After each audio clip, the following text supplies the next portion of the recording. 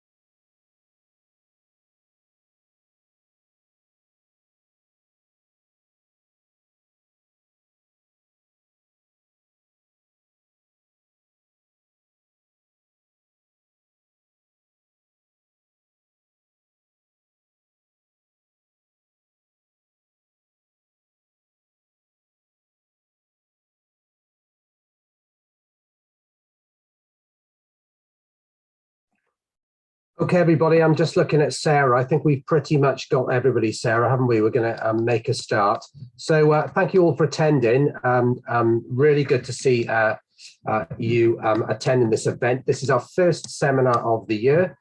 Hopefully we will also be back to real physical events, but we are going to be doing some of these type of events as well this year. So I'm Nigel Hollett, the Director of the CLA in Wales. Good to see many of your names on screen, many of which we recognise. I mean, this year, quite frankly, is going to be a hugely important year for agriculture and rural affairs in Wales. We've got the agriculture bill coming in sometime in the spring, which Fraser's leading on. We've got the new funding scheme for agriculture as part of that. Hopefully, we'll be back to some sort of normality as COVID starts to become a normal way of life, or wherever COVID goes. Hopefully this will be a much more normal year. So really important that we have a sense of where things are going this year, what your thoughts and ambitions are. And I'm delighted to welcome our panel of members and members of staff who are going to set up their vision for 1 or 2 minutes at the most, please. And then we're going to have a discussion with our panelists, amongst our panelists, but also if you do have questions, please put them in the chat bar, either by raising your hand or by using the electronic hand up so that we can understand what you want to say. It's meant to be a really interactive event, so rather than putting a long question in the chat bar, if you are able to ask that, that would be fantastic. But if you are too shy, then we'll do our best to pick those up as we go through. So if I can just welcome our panelists. First is Iain Hill Trevor. Iain's the chair of CLA Cymru. Iain, you manage an estate in North Wales that straddles the border with England and Wales. You've got many interests and opinions, Iain, which is what we really value, ranging from heritage to dairy, diversification, carbon, and so on. Next on our list is Rhys Davis. Rhys, thank you so much, Diolch yn fawr I chi, for coming to our event this afternoon. 30 years experience, Rhys, in the field of town and country planning, both in the public and private sectors, very much private focus, but also you were a former head of planning for the cooperative group. So thank you very much for joining us. Morien Jones, again, diolch I chi.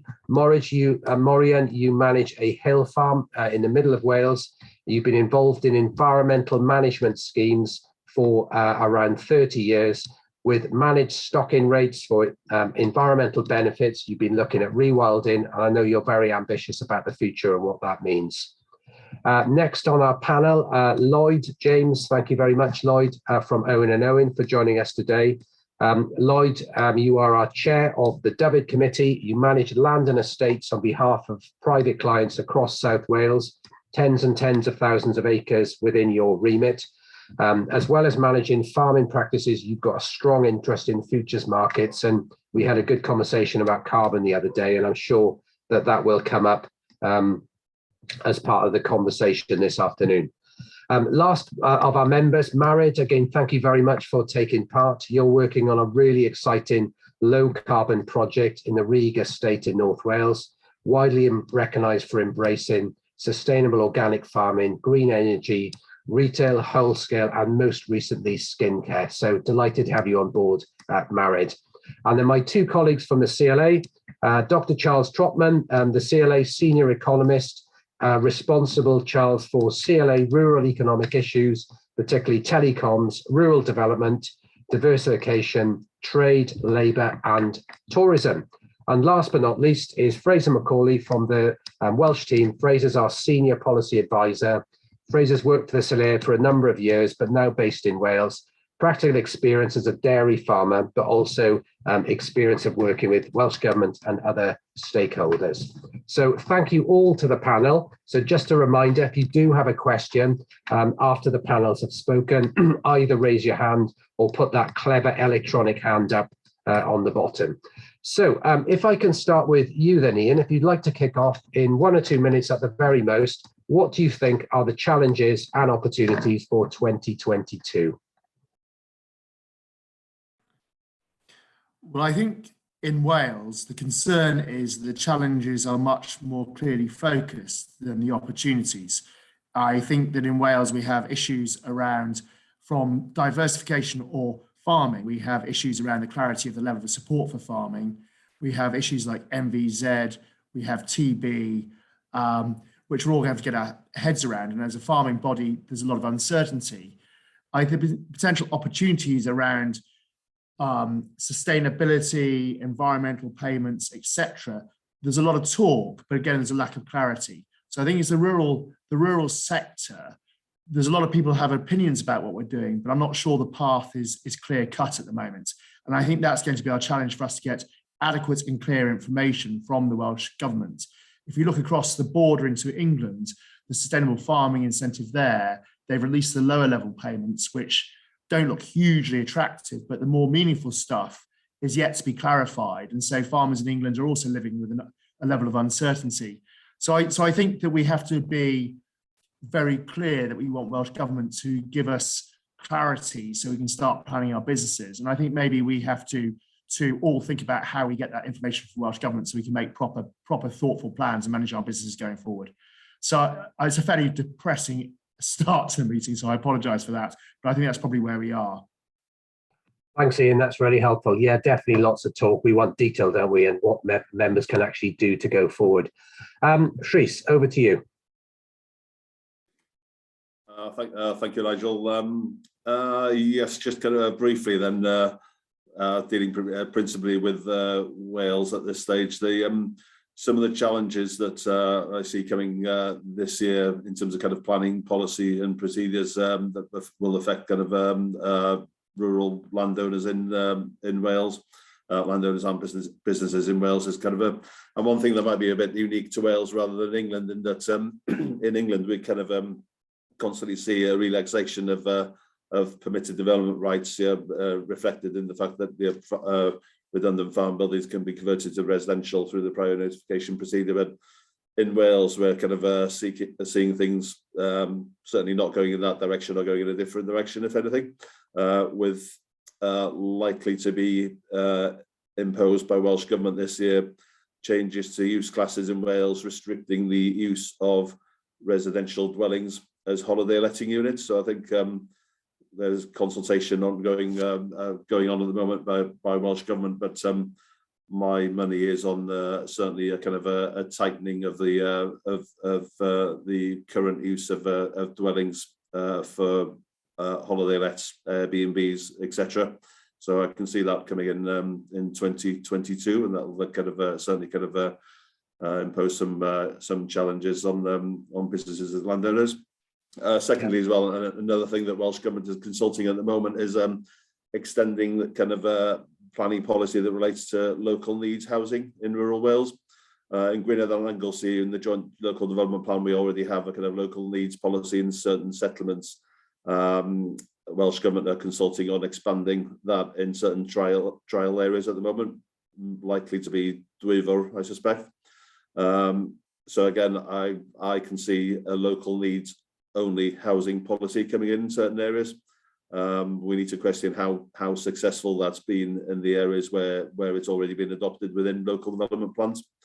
And thirdly, kind of probably more a case, certainly in kind of northeast Wales, is delays and complete blockages to development due to phosphate issues and objections from Natural Resources Wales and Welsh Water on kind of effectively adding even single dwellings in some cases to treatment works that have current phosphate issues.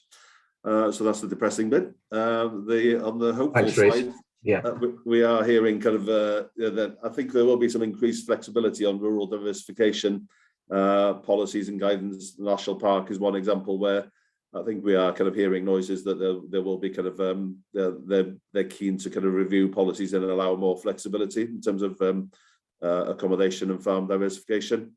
And secondly, I think we as a positive note, I think we've got to point towards a document issued by Welsh Government where there's a clear recognition that tourism is a vital and important part in our post-COVID recovery. So hopefully that kind of message will feed across into the planning system as well. Okay. Brilliant, thanks, Rhys. That's really helpful. Morien, passing over to you. You run a farm. You've got upland land as well. Lots of talk about tree planting and what that means for the uplands and your role as a sheep farmer. And what are your challenges and opportunities in your mind? Thanks, Nigel. Yeah, challenges. For me, the challenges haven't been really that bad because, as you know, we've been in it for 30 years. We faced it head on. In the past 10 years, I found myself actually getting used to it and getting things done like we wanted. We've kept up with environmental, planting the trees, rewilding, cutting down the livestock, as you said. That was a challenge in itself because basically to get the livestock to get used to what the changes in the habitats and everything that you have already. So, but as the challenges for the future, I don't know. It's going to be very interesting to see what they will bring out as legislations and stuff. Do I have to change anything that I've already done? Or what the payments are going to be really? Because if the payments can't carry on sustaining the farm, there's no idea really what to carry on with. Opportunity wise, I'd like to see the opportunities. That depends what payments are giving out as the national park. Are they going to help us more to utilize the tourism section and as well with the planning as well, because a lot of places people want to try and bring tourism in, they can't get the planning to do a building up or whatever it is. Also, are they hopefully we'll see if there's going to be any payments towards keeping maintenance of the farm, keeping up with what you need to keep the business going basically. I'm looking forward to that opportunity, try and maximize everything you will get. So, but no, I'm really looking forward to it because I think, yeah, definitely we'll see how it goes. But the challenge is, yeah, it's not bad. It's not bad. Thank you, Morien. I'm feeling optimistic now. Now that we've got to you, challenge is massively important. We know that, but it's good to know from your perspective you are feeling quite optimistic. How are you feeling, Lloyd? Are you feeling optimistic or challenged, shall we say?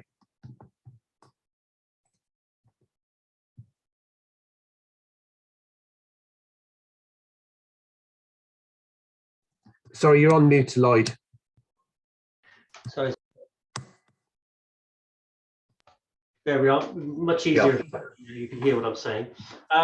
Just following on, Iain made some really good points there, and there are some huge challenges. And Some other ones just to touch on there is that massive surge in input prices, driven by the gas market, fertilizers and everything. So that's a huge knock-on effect on electricity prices. But what's also really much related to that is the emerging market for carbon and biodiversity offset. How is that being monetized? You've got a very big business coming in to try and monopolize that. Who can unlock that value? How can you do that? And in the let land market, what's the landlord's role in doing that? Because it's really a long-term thing. It's not a short-term thing,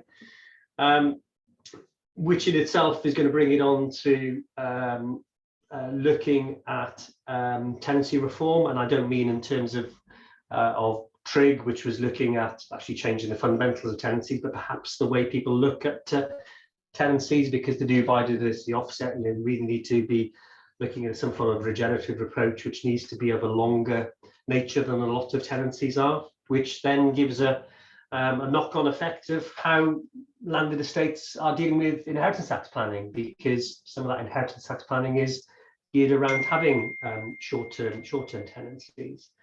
Looking then at land rental and sales, DEFRA and the Welsh Government both intimated in the last few years that they thought that the let land and sale market would ease. Seems to be the opposite is happening, really, especially with more marginal land, especially with outside non-farming companies looking to buy land either for some form of rewilding or forestry. So there's an awful lot going on, and that's just looking at one part of the sector before you look at planning, like Rhys said, with No Park Q in Wales, and looking at access. We've got big things with coastal access and changes to how that might become open access. We talked about tree planting and how, in our neck of the woods, I'm mainly South and West Wales, but also Mid Wales. Tourism is a huge part of what we do. So there's certainly a lot going on. I think that is the summary.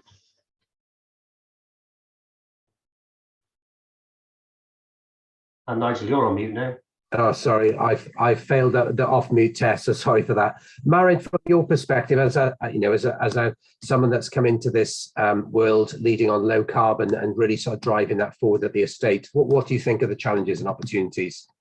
Thank you. Yes, I feel, well, from my experience at Rhug, I feel that there is an opportunity for farmers and landowners that have made that initial baseline assessment like we have, and who have perhaps done some carbon reduction efforts to use their own carbon offsets to reach net zero targets and goals. I know this is, increasing with supermarkets. They're now setting targets for their suppliers, which will also allow farmers to consider carbon markets. And it could be potentially a new income stream, but I do feel that there needs to be clear guidance and clarity on how credits can be used.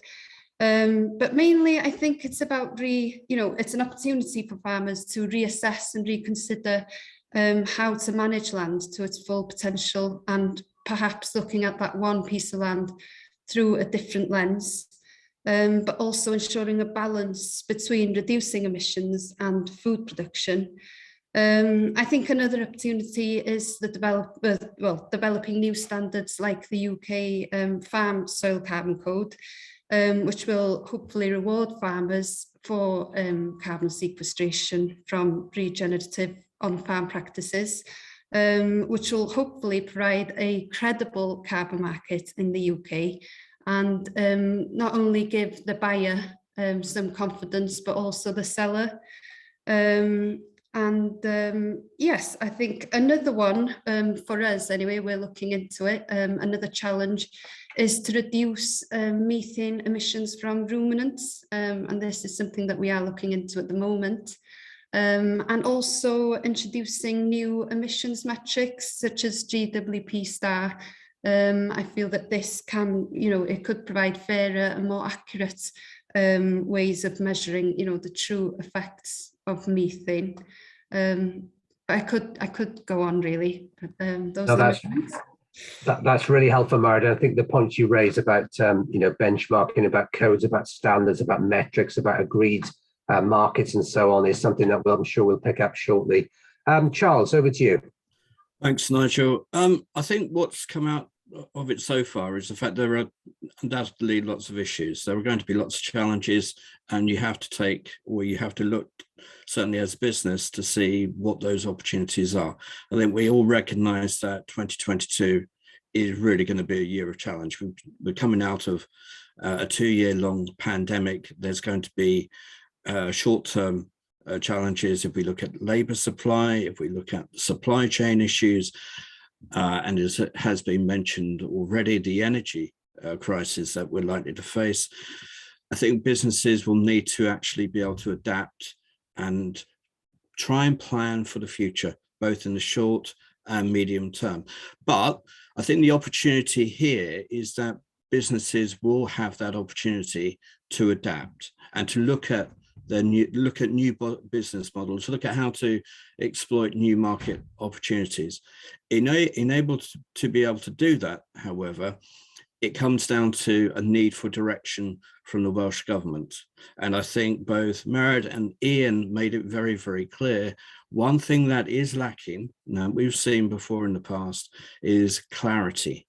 What is absolutely essential is that there is clarity both for businesses, but for the rural economy as a whole. Once we get that clarity, then businesses can be able to move forward. I think it's also a case that we're looking at, there needs to be increased dialogue.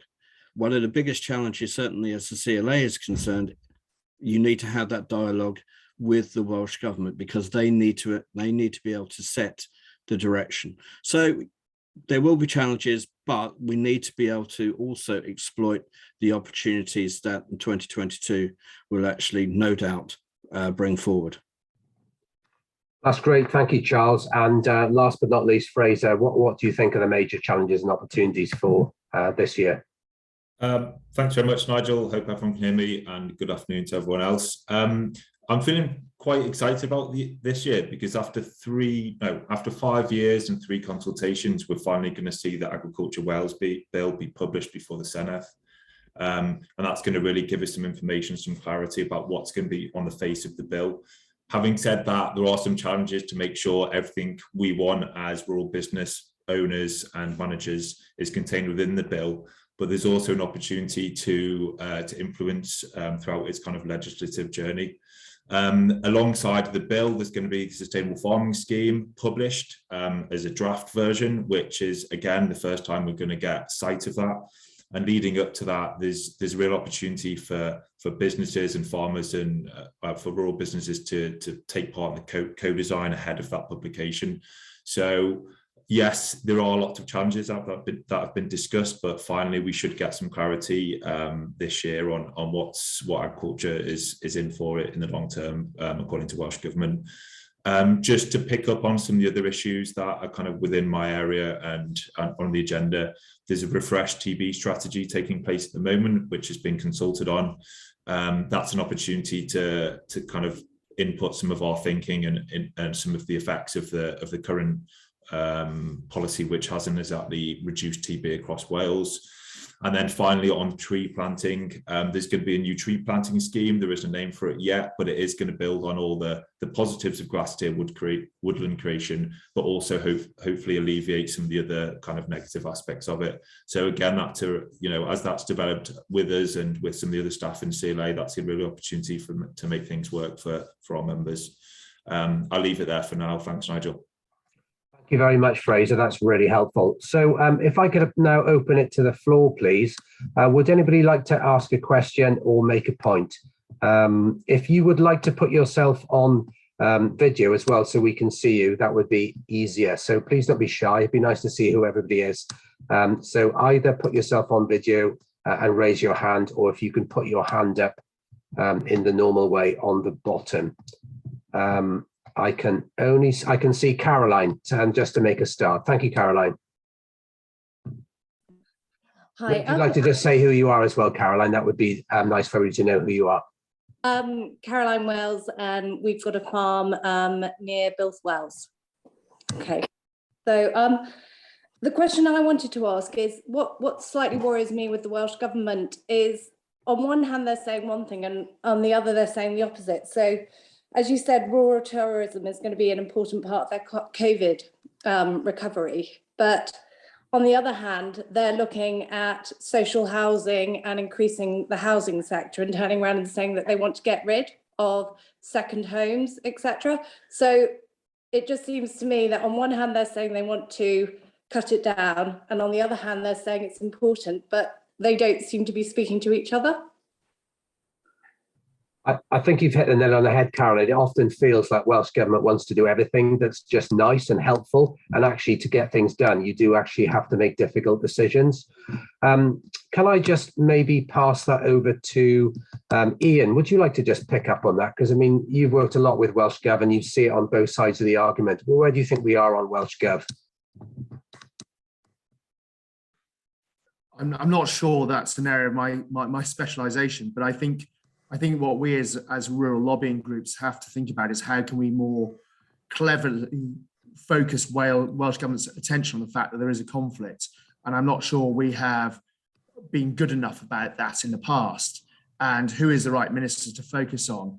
And I think I live very much on the Welsh border, and there is a real danger that trade and industry will migrate across the River Ceiriog into Shropshire to the detriment of Wales. And people can still go to the Eisteddfod and Llangollen from here, and the revenue stream will be outside the border. Now, whether that's the right threat come focus group to give to the Welsh Government, I'm not sure. But I think we need to really focus with advisors and case studies of these conflicts. I'm not sure whether Rhys might have a planning issue on that, or someone else has got more to say on that. Charles and then Rhys. Yeah, thanks, Nigel. I think we need to recognise that we're talking about politics here. Certain departments within the Welsh Government will be, nominally will be at loggerheads with each other. I think it's going to be a case that you've got to actually meet and discuss issues with the right officials on particular issues. Now, we recognise, if we take the case of rural tourism, it's absolutely fundamental to the Welsh rural economy. The Welsh Government isn't silly enough to not recognise that fact, but there needs to be a balance. And I think the role of the CLA is to ensure that we can actually get that balance right, and we can put forward not only our members' views, but establish the right balance moving forward. Because if we can't get to that point, then 2022 is going to be a lot more challenging than we may think it might be. Yeah, I think you're right. I mean, Rhys, from your perspective, a few people have mentioned planning. Planning is always going to be challenging, and it's quite right. There is a system that protects things, but it does often feel, does it not, that it's almost so protective you can't actually do anything. And the issue about phosphates is key to many members' minds. Obviously, we want to protect the rivers and we want to avoid pollution. We know no one would disagree with that. But when you are holding up so many developments, how on earth can you get things done? Yes, certainly. Coming back to the kind of the tourism point where, kind of on the one hand, kind of Welsh Government is saying that tourism is going to be a key part in the kind of post-COVID economic recovery. But then, we are seeing that the consultation documents that are out at the moment seem to be kind of taking the stick approach to restricting the use of dwellings as holiday lets, B&Bs, that kind of thing. It's fair to say that it is an issue in some communities where people are seeing communities now outside of kind of peak season, with very, very kind of high percentage of holiday homes, second homes, holiday homes that are often empty.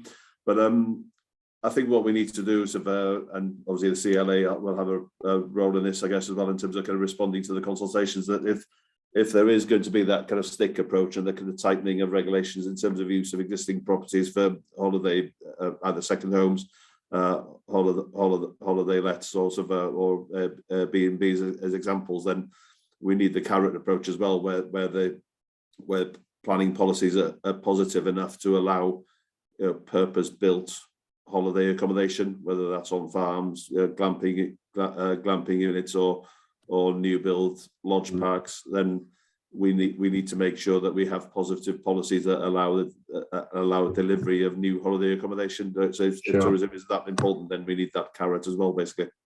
We do, yeah. I mean, I can't see any of the hands up at the time being, but just to keep this thread going, and then maybe we'll come back to you, Caroline. But Lloyd, from your perspective, you know, where you work and operate in one of the most popular parts of Wales, if not the UK, around the sort of Pembrokeshire area in particular, you see enormous numbers of tourists coming in, don't you, every year, particularly over COVID. That in many ways feels like a very good thing. But how do you balance that money that's coming in between issues such as affordable housing? And, you know, at the end of the day, I know many of members that you work with often struggle to get seasonal workers, you know, because they can't afford to live in the area. So how do you balance this really challenging, juggling act, really? It's very difficult, really. Is that I think with some of the larger estates that we've got, you've got a significant property portfolio, then they're ending up probably housing their own staff, because the general market has moved on so much. I mean, in the last 2 years, when something that would have been £400 or £500 a month a couple of years ago now is retailing at £600, £700 or £800 a month for the same type of property, and that's been driven not just by the tourism market, with longer term lets coming out of the private rented sector and becoming maybe Airbnbs or sold and being holiday lets, but also generally the footloose nature of people working, more people working from home, more people working remotely. There's been an influx of people to live in Pembrokeshire and West Wales, and you can't get away from that. How you resolve that? I think that it is there's been 50 years to look at a robust affordable housing model, and it just hasn't worked. We're looking on projects now with housing association, housing trusts, in terms of how, when they're building new property, is how can that be limited to try and support local people, and it is really difficult. There isn't an easy answer, and tourism is a huge part of what we do down here. A lot of people who might have gone to Devon or Cornwall choosing southwest and northwest Wales, and it's not clear whether that's a short-term thing or whether that's a long-term thing. But I think it'll probably be things will moderate a bit over the next couple of years. But there's been a big influx, and it isn't all positive. It's positive in many ways in terms of income, but it does present itself with some greater challenges. Sure. Iain, over to you. Thanks, Nigel. Yeah, we were on a meeting earlier on today when we had members from Scotland contributing. And I think the Scottish government are taking this even a step further with greater security for houses, more complex complexion to getting rid of houses vacant, succession tenancies for tied workers, all of which could clog up the market and make it more difficult to have space for other workers. So I think if the Welsh government starts watching what Scotland's doing, we might get an even worse position than we are now. And I think maybe the CLA needs to tie in with town planners, rural exception sites for affordable housing. There's also the issue of town centres. How are we going to revitalise town centre, poor quality stock, etc. This can't just fall exclusively on the rural sector or the holiday market as a way of solving the issue. So maybe we need to, as Charles said, is start thinking about a more complex and better argument to put our case forward. So I think maybe we should do that, Nigel, and think about that. That's a really good point. Caroline, before I hand over to Jonathan, is there anything you'd like to come back on any of that? Because, you're part of the world, you have a tourist industry, obviously, but have you noticed big changes since COVID that may well stick? What I've noticed around here especially is most houses have gone a lot more quickly than they used to when they're up for sale, and it's everybody moving from outside the area. So the arguments in some ways that the Welsh government is putting forward on looking at second homes and so forth, I think that just means that on the open market they'll be sold to someone from outside anyway. So I don't think it's going to actually answer that problem. So that's what I found around here, is that's what's happening, definitely. And the Elan Valley, they were looking at a project of maybe putting in, I I think it was 40 accommodation for 40 people, but I think, and that was going to be holiday, but I think they're looking now that it's going to have to be for staff, because the problem around here is you want to have the staff, but you don't actually have the accommodation around here locally for them to live. So yeah, I can see both sides, if that makes sense. Yeah, sure. I mean, actually, people coming to move into an area and bring in their thoughts and ideas has always happened, and is actually in many ways a good thing, isn't it? But it's how you kind of find a way of supporting, particularly Welsh-speaking or local communities or local people that have always lived there and want to stay in the area. It's trying to find a solution to that, isn't it? Exactly. And as everyone said, the prices have continued to go up. So it's made it harder as well for people to buy. Sure. Okay. Sure. Jonathan, over to you. Nigel, the question I have is around sort of murmurings of rent controls in Wales. Now, I know that there is something in terms of media articles I've read where the deal done between Plaid and Labour, one of the things that they've pledged is that they'll bring in rent controls. And I'm just wondering, sort of as a panel, what are your thoughts? And for Nigel and Fraser, have you heard anything from Welsh Government on this? Thank you. Let me pass over to Fraser on that. We've not brought you in yet. So Fraser, what are your thoughts around that? That's not been discussed on any of the kind of information I've seen coming out of Welsh Government. I know that you referred to the cooperation agreement between Labour and Plaid Cymru, and lots of that just built on the original programme for government. So there was nothing specific on rent controls. What is a big piece of work for us and will have relevance for members is the Renting Homes Act, which had royal assent in 2016, but is actually going to be enacted this year, which does put some more responsibilities upon the landlord or landlady. So there's quite a significant piece of work taking place between Emily, who I'm not sure is or not on the call, as well as some of our legal team in London, about making sure we've got the right guidance out for members to make sure they know what responsibilities they have. Relating to rent control, I'll just repeat, it's not something we've come across, but at the next housing group, which Emily attends, I'm sure it can be investigated further. Jonathan, did you want to come back on that? So you still got your hand up, or is that an historic hand up? No. Yeah, I think there's a lot more work to be done with that. I mean, the politics is inevitably always going to influence what we do and how we respond to it. Many of our members were concerned, in inverted commas, about what this cooperation agreement may mean. I think our reading is that, yes, it could be considered concerning, but probably what it does mean is they're just going to get on and do things that maybe would have just floated around otherwise. I think the key thing for us is that it's very much a watching brief. We'll continue to lobby and focus on what the key issues are, and let's see how this goes forward. Iain, over to you. Yes, Nigel, just to sort of try and change the subject onto farming support. We've done housing and those issues a little bit. Question for Charles and to Fraser. I mean, looking at, we obviously wait for the agriculture bill to come forward and indications of the level of funding, but one assumes that Welsh Government and England won't want to create an internal market or complete divergence at the market. So you look at the SFI payments in England at the lower levels. Is it likely that we're going to see rather broadly similar payment levels in Wales? And when I was looking at those payment terms the other day, I asked the question, didn't get an answer. Has someone looked at the margin on SFIs? Because I just think we're back to where we were with Glass-Tier and countryside stewardship, when farmers are being paid to do an action, but it's not probably really covering their costs or very margin covering their costs. The SFI payment of £22 a hectare for some work in England, by the time one's actually undertaken the activity, done the application, prevaricated with Welsh Government, jumped through the hoops, it's not a meaningful level of support. And I just think that when Welsh Government does come out with the figures, we really need to look at the margin as close as we can to see if it's meaningful and hold Welsh Government accountable for that. A bit of a rambling question, but what is the danger of a Welsh-English market, if you like, or divergence? And how do we make sure that we're being paid something sensible for it? Charles, we've always lobbied against this sense of an intra-UK market, haven't we? It just sounds like politics, but actually nobody really wants it apart from politicians that sort of drift towards that.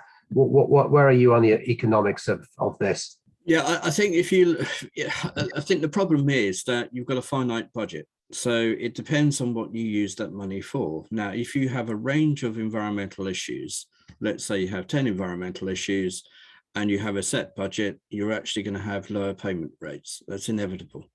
If, however, you've only got 5 environmental issues and you narrow down the scope and you create a kind of ecosystem market, then you should have more money available for, and you have higher payment rates. Now, the key, if you look at England and you look at SFI and the scheme, which will be coming in at a later stage, it needs to attract people to actually enter it. If the payment rates are too low and you actually don't get enough interest in those schemes, then the schemes will not work. So again, it comes back to the point I made earlier. It has to be the right balance. And in this case, it has to be the right economic balance. Unless the Welsh Government is going to shift money over from one budget to another, which is highly unlikely, then it's going to have to work within its financial means. Now, my view would be you have to actually produce a series of incentives to make this work. Now, obviously, we'll see the detail later on as it comes out.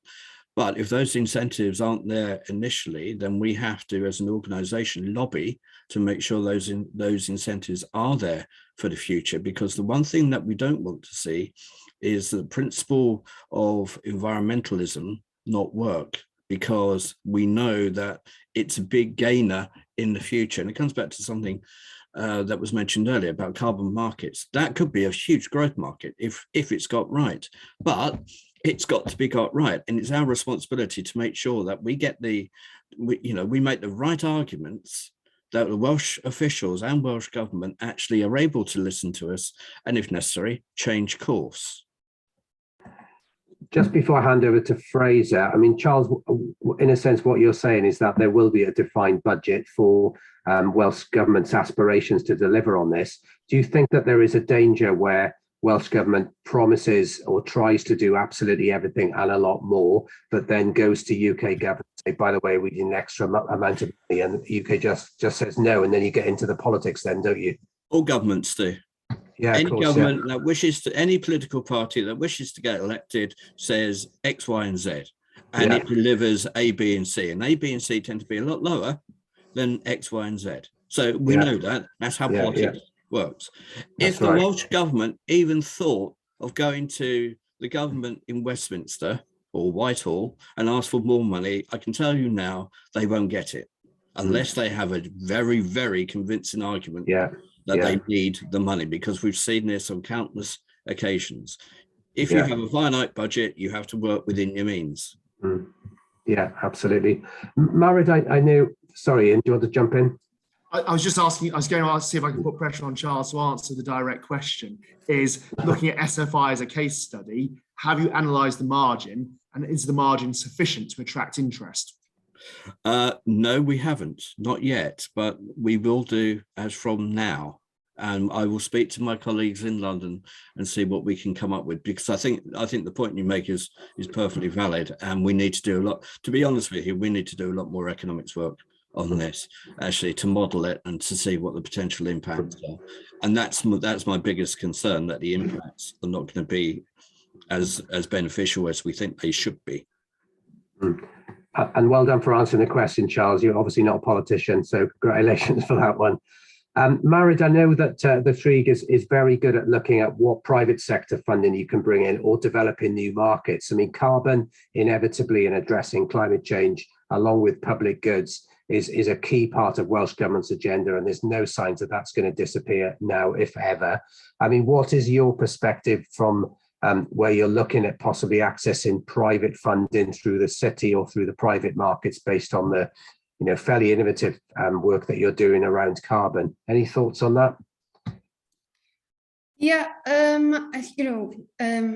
we are considering carbon markets, we are looking into it, but I do feel it really is lacking clarity and guidance. Carbon offsetting especially, I feel like it could, offsetting could lead to increased emissions. I think we need clarity about how credits can be used, by the buyer, and to ensure that, companies aren't purchasing offsets instead of making their own emissions reductions and sort of, purchasing them in addition to their own reductions. So I think there's a lot of clarity around carbon markets at the moment. Yeah, Fraser, we're obviously going to be spending a lot of time on the agriculture bill and the new funding scheme this year. I mean, what are your thoughts in terms of what payment levels might be, and how do we present a good case to get some more money from UK Gov? I just kind of going back to Ian's point about the level of funding from SFI. I think it's £22 per hectare, which is not huge and could provide some difficulties for those farmers who take part in it. But I suppose it'd be easier to understand what the level of payments going to farmers is in England once all the other schemes are wrapped up, because at the moment there's still country stewardship going on, there's still BPS going on, so it's quite difficult to ascertain exactly what amount of funding is going to individual farmers. But I do certainly take your point that there needs to be a commitment by Welsh Government, and there has been in conversations previously that they will go beyond the kind of traditional costs incurred and income forgone. Interestingly, Susan, one of our land use team, with a bit of help from us and some external consultants, have produced a environmental costings spreadsheet, which looks at all the different options within previous agri-environment schemes, both in England and Wales, about what it costs to do that environmental work. And what the potential benefit of it is, and it comes out with what a farmer should be paid. So we're going to be using that really closely with some other work, which I won't go into now, leading up to the bill. And then the other thing is, both UK government and Welsh government have declared a climate and biodiversity emergency. Farming is one of the only industries which can combat those emergencies alongside the other things it produces, such as food. So we really need to keep pushing Welsh Government and UK Government in Charles's area to make sure they match budgets with the scale of ambition. And that's something we've kind of got in our principles for any new scheme in Wales, and it's something we're going to keep pushing as we go forward. Thanks, Fraser. That's really helpful. I can't see any hands up from anybody outside the panel. So, Morien, let's just go across to you if we can. You said you were pretty optimistic about the future. You talked about you've been involved in environmental schemes for 30 years or so. So you've obviously got a lot of experience of delivering on those. We've also just mentioned the point about producing food, and it often feels a little bit like when we talk to Welsh Government officials that they'd almost just forgot where the food comes from, and there's so much focus on public goods and access and addressing climate change and so on. I mean, actually, if we covered all of Wales and the UK with trees, you still wouldn't meet our carbon targets, and actually we wouldn't produce any food. What is the role of farmers and landowners and anybody with access to land in producing food to feed the nation, and what's the sort of balance between actually making a living out of that, which many of our forebearers would have been doing without any subsidies, and drawing in income from from new sources? Thanks, Nigel. Yeah, well, I'll tell you one thing. I think everybody from farmers, hill farmers, lowland farmers, I think we've got to stop running around like headless chickens, wondering what we're going to get. We're going to have to adapt. We're going to have to survive. For me, fair enough, I've been 30 years. It's been in the past 10 years that it's taken me to get used to it. It's been a lot of challenges, a lot of hurdles to jump, but I'm getting there. I'm there. I'm happy. But what I'd like to see is, as a lot of farmers now, everybody's turning around saying, you hill farmers, you're all right, you're getting your environmental payments, blah, blah, blah. What about lowland payments and this, that, and the other? Well, I'd like to see farmers working together, because years ago, a lowland farmer would buy my lambs to finish it off. Simple as. Buy my lamb for about 30 quid, take it to his grassland, finish it off on his pasture, sell it on 70, 80, 100 quid. He's done profit on that, but it depends what his costs are as well. So I think we've definitely got to be optimistic, definitely. I mean, you've got to swim with the tide and not swim against it. So each and every farmer well, even business with tourism as well. We've got to definitely adapt and survive. We've got to work together. As I said, we can't run along like chickens. So I think, yeah, we're going to have to work together definitely and bring. I'm hoping the government will sort of bring all the farming types together. That the hill farmer will help the lowland farmer. The hill farmer will also help tourism business. Yeah, come on, bring your people in that stay with you. Come onto the farm, go for a walk, see what you can. I think we've got to really sort of put our heads together and not just argue about it. I think that's a really good point, Morien. I mean, one of the good things about COVID, and there's been a lot of bad things that we all know about those, but one of the good things about COVID is I think everybody is so much better at communicating electronically. So in terms of going to the market, of selling your products, in terms of being able to access new markets, we have this fantastic tool now, such as what we're using now, which we obviously had before, but it does feel like it was fast-tracked many years to go forward. So I think there's a real role, I think, for the CLA there as well, to act as that facilitator, to bring people together and do the work that we're doing with Welsh Government and others. Rhys, we haven't heard from you for a while. What are your thoughts around the kind of diverse, and then Rita, I'll come on to you then, around the sort of diversification. What are the mechanisms, facilities in place to help this diversification and this new markets go forward? I think overall the policy climate is positive. You fall back on kind of on this of national planning policy statements in terms of kind of reducing carbon emissions. So overall, there's a positive climate there. But I think the issue is that kind of again, when we kind of get down to the kind of the local level, there probably isn't a consistent approach amongst authorities. So some of the local authorities in Wales have been proactive. Anglesey is one in terms of kind of encouraging us with planning applications now as well to sort of to include carbon calculations with applications as well. So I think overall we can take the positives from national policy, but I think there's a fairly inconsistent approach across authorities. Yeah, thank you, Rhys. Rita, would you like to make your question to the panel? You're just on mute, I'm afraid. Thank you. Am I heard now? Yes, I can hear you very well. Thank you very much. I'm going to make a little statement first that I read our local newspaper, the Monmouthshire Beacon, because we farm in the Wye Valley, and Sarah knows where we are.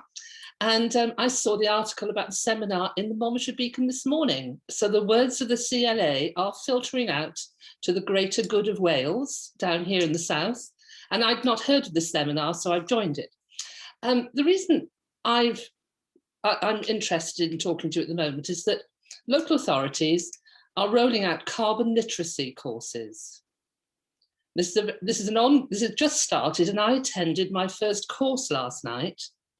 And I had the joy of talking to people concerned about methane, and these are councillors in the main, talking about methane and chatting about which are the worst offenders or whatever, and deciding it was better to eat chicken than beef. It was an embarrassment to actually talk to people some people I know who actually live in the countryside and don't understand the issues of growing from grass and all the different aspects that the CLA, the NFU, etc. put forward. And it occurred to me that this year there are council elections for community councillors and county councillors. Is the CLA doing anything, or is there an opportunity here for the CLA to do something about educating from the ground up via the local community council and county council system? I appreciate you're talking about high-level politics, but actually every assembly member has started somewhere in their own locality usually, and growing it from the ground up seems to me a very sensible way to move forward. What do you think? I think that's a really good point, Rita. I mean, we have got it in our programme, the 5th or 6th of May, whenever it is that local elections do take place. So I think the answer is yes, we are planning to do something. I think, yes, we need to do something significant. We do work closely with, or we have worked reasonably closely with the Welsh Local Government Association at the national level, because obviously we can't work with every community, with every council. But I think that's a really good point, that we do need to pick that up. And obviously they can then feed things through to Welsh Government. So yes, we will be definitely doing that. Iain and then Fraser, I think. Glad I got in before Fraser, because I was just going to give him a bit of a promotion, because he's done a carbon fact check on environmental matters, a paper which is an education on that. And I think that certainly within the CLA, one of my bugbears is that we are not, as individuals, fully enough informed or well enough informed about all the issues of the green environment. And a lot of the stats we get are not necessarily Wales or UK sensitive. They could be worldwide. They could be, models are done on beef lots in America, for example, rather than Wales. So I think that we have a duty as an organisation to get ourselves better informed and more thorough about it. And before we start educating other people, I think there's a real danger that we don't understand all of it sufficiently. Marriott has talked about, carbon credits and the danger of selling those. We need to be careful about, what is the 30-year business plan for your business? Because if you go off and sell your carbon credits now, and then your next generation wants to have some clever idea, and they realise that they're going to be in a different situation. So I think it's such a big issue. And Fraser's paper is many pages and is very thorough, but there's still plenty of questions that provokes. So I think we have a window of opportunity to get ourselves better informed. But I'll let Fraser finish off, because he's probably more knowledgeable about this than me. Thanks, Iain. The majority of that paper was not written by me, unfortunately, so I can't take credit for it, but there was some contribution. But just to pick up on Rhys's point, I think it's really, it's a point well made, and some of the work we've been doing previously is around the countryside code, not necessarily on carbon specifically, but it is about educating the kind of general public and younger generation about the importance of the countryside and the importance of treating with respect. I think there's also been a kind of long-running campaign to try and get agriculture included as a STEM subject in schools, and that's something we've been behind as a kind of HQ as well as in the Wales office. But certainly, I think Ian's point about making sure we're as informed as possible is really important. Making sure our members are informed as possible is really important, and that gives us the best way to kind of lobby Welsh Government, but also have the argument with our kind of friends and neighbours as well. Thanks, Fraser, and always take praise where you can, even if it's not completely you, Fraser. So well done for being very modest. Do we have any more questions from anybody outside the panel? If we don't, I'm going to suggest that we run a little bit, but we probably will finish before 2:15. So, I mean, Lloyd, just a quick question about carbon. We were chatting this week about the importance of it, and actually it all seems to make sense till you start looking at what it means. So you end up in this vastly complicated world of what carbon means, what the carbon markets are. And I know you were thinking about your own business. Do you get additional expertise in to try and cover that? Do you try and upskill your staff? And I mean, what else should businesses, do you think, be doing? Not necessarily the bigger estates or organisations that perhaps could consider employing member staff, but for smaller members, I mean, what should they be doing to get up to speed, you think, with carbon? I think that the sort of considered advice from many people, and Jeremy Moody from the CAV spoke quite extensively about this at the Oxford Farming Conference, was it's don't do anything hasty. I think really is that it's around to sell carbon, but it is whether you are, as an emerging market, is that committing to something that is long term. You're very much at the forefront of that market, and it's a very risky thing to do, I think. I think it's people are having to understand where you start from first. So if you haven't done a carbon audit and you haven't got some data on the land that you've got, then that's probably the first place to start. But in looking at doing that across our estates, we've got a large holding that we manage, and the cost of that is going to be six figures. So it just do that audit work is massive, and that's where you've got to start. And I think it's understanding what does the market want, how can people work with that, because big industry are going to need this, and it's whether or not it's something that people can do on their own, or whether it is going to some form of aggregator or some business to try and help you work with. But obviously those businesses are going to take a margin. So there's a lot to work through, and it's certainly not entirely clear what the best way to either make money out of it or to actually secure your future is yet. There's some good work like what Rhug are doing, and doing that off their own bat, and it's part of the overall story of the business. And some of the companies that we work with, like Puffin Produce, who are have got an aspiration to be net zero for their root crops, and they're doing some of that by carbon offsetting. There's many pitfalls at the moment, and I think what I would urge is that be cautious, but you need to be looking at this very, very closely, and don't feel that it is a fad. It is something that you really do need to focus on. And I think the same with biodiversity and biodiversity offset. If you look at the portfolio that we've got with, say, about 50,000 acres of farmland, if you look at the amount of hedgerows that we can positively manage and bring into positive management, there's a huge amount of essential woodland that can be created overnight or can be managed in a collective way. And I think a lot of these is going to have to be collectively, because if you do it on your own, you're just going to be a very, very small fish in a very, very large pond. It's how people come together collectively to make the most out of this, I feel. A bit of a ramble, sorry. No, thanks, Lloyd. And just before I hand over to Iain, do have a think if you have got a question. Otherwise, I'm going to suggest we begin to bring the session to a close. Iain, over to you. Yeah, as a question for Married and a follow-up to Lloyd is where you have started doing carbon assessments of the land, have you found much natural variation? I was on a committee the other day where farmers who have been soil sampling have found some natural variations in the carbon sequestered despite their management practices, and quite substantial variation from year to year, which is potentially quite worrying if you've committed to that level. I just wondered if you'd experienced that at the Rhug or anywhere else, Married or Lloyd. Well, we haven't, sorry, excuse me. We've done our initial year 1 soil tests, and we are planning to do the same at the same time of year this year. But from what I've gathered, what I've read, soil testing annually can actually raise more questions than answers. You need to leave, at least 3 to 5 years gap between the soil tests for it to make any sort of sense, really, and to see that sort of natural variation. So yes, we've done our year 1 tests, and we will be doing them again. So yeah, we haven't done it yet, but I'm looking forward to seeing those results and seeing the changes over time. Yeah, I just agree with that. Yeah. That's what we've heard, is that there can be significant variations that are due to a wet summer or a wet winter, or that can have a very significant impact, and it has to be something that's looked over a longer period of time.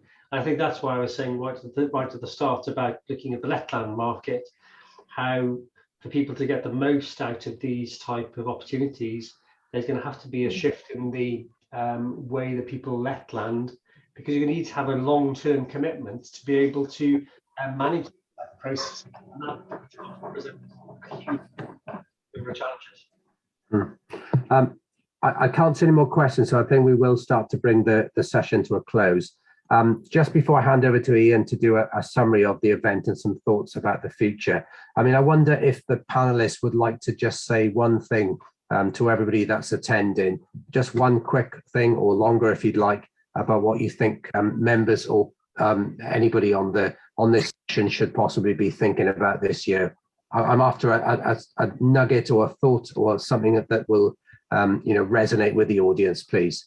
Who would like to go first? I'll go first.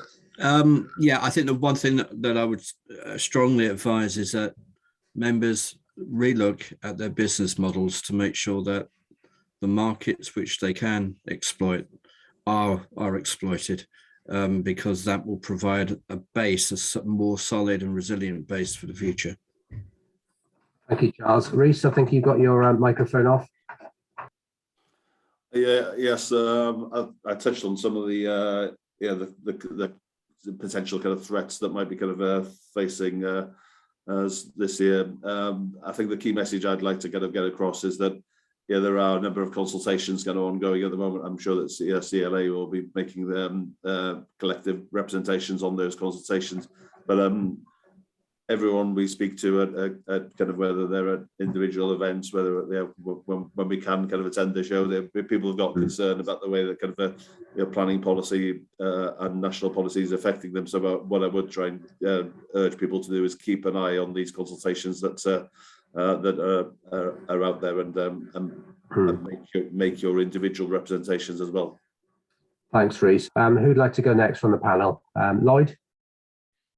Yeah, I'd say that to encourage people really to engage with the CLA team and to voice their opinions is that the best way that we can make progress with Welsh Government and Westminster Government is by having a strong voice and having a conversation. Because if we stay quiet, then we'll get nowhere. So speak out and don't be afraid to do that, because it's important to talk.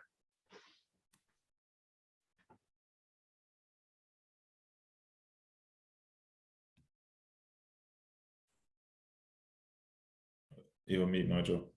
Sorry, Fraser, do you want to go next? Sorry. I was going to say the same thing as Lloyd, to be honest. So shout out to the CLA staff to let us know what you're experiencing, and then we can, as well as feeding it back to Welsh Government yourselves or through your MS or whatever happens to be. But if you shout at us, then we can shout back up to Welsh Gov as well.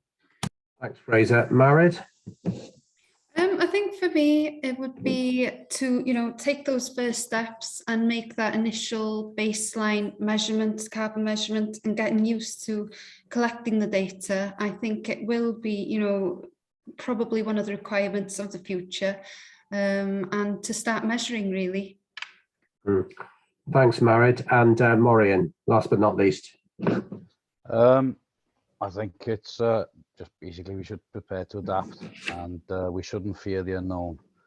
For every door that closes, a window's opportunity there. So we just got to think positive and go with the flow. Yeah, thanks, Morien. Can I thank all the panelists and everybody for taking part? Iain, I know you're going to just do a quick summary of the event, but it does feel to me like there's a key role for CLA and our committees to really help drive this forward and offer this advice and support. But Iain, if I could just ask you to just finish off and close the event, that would be fantastic. Yes, Nigel, thanks for that, and thank you to the panel and for everyone attending. Morien used the phrase, which is you shouldn't swim against the tide, but go with the flow. But which is a lovely phrase. But Fraser reminded us that we are the countryside, and we've probably never had so much public focus on our activities, be it through COVID and people holidaying in the countryside or through carbon offsetting.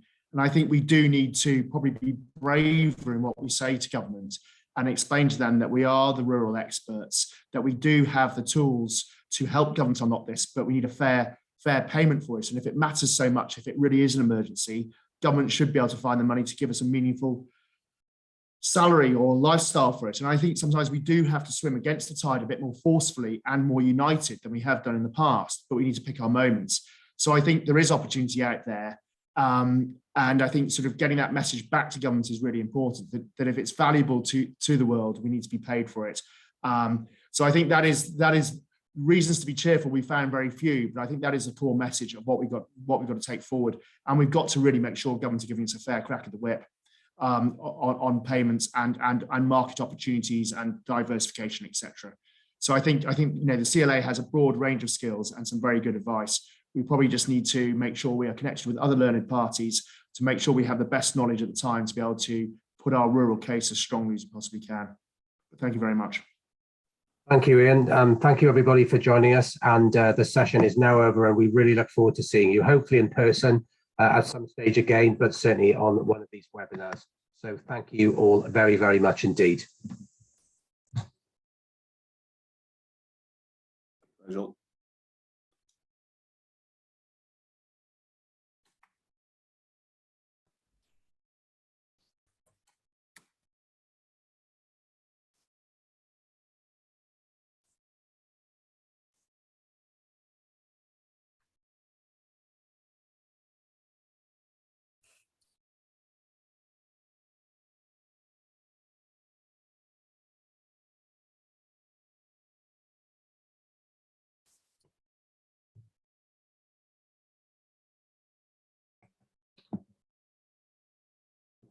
Thank you, Sarah. I think we can stop recording now.